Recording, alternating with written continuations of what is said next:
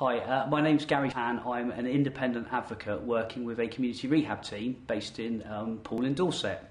And my role is to support patients and their carers with any issues that may arise that do not necessarily come under the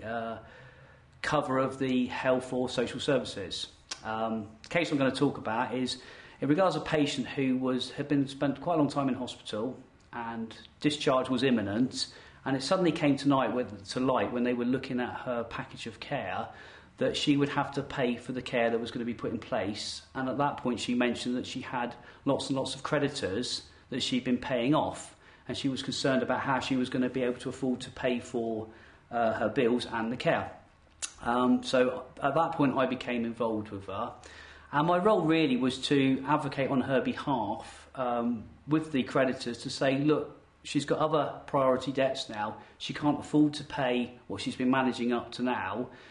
can we look at this again? And that was fine, and it seemed to be going quite well, and we negotiated some new fees and that sort of thing, and they froze the interest, sort of thing that happens to a lot of people that find they're in crisis debt.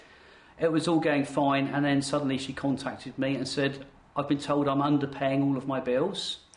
And what they hadn't told us when they froze these interest payments and reduced the fees, every 6 months they would review this, and unbeknown to her, they, without her agreement, had increased the amount she should be paying every month, which then put her into more debt because they were right into saying you are actually underpaying your payments. So my role really was to then again advocate on her behalf and say, look, this is what you agreed, you're going back on your agreement with her, she can't maintain this level of payment and pay for her care, which she has to do. And the outcome was they did agree to reduce the debts back and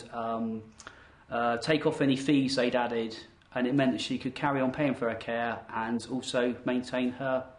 credit arrangements.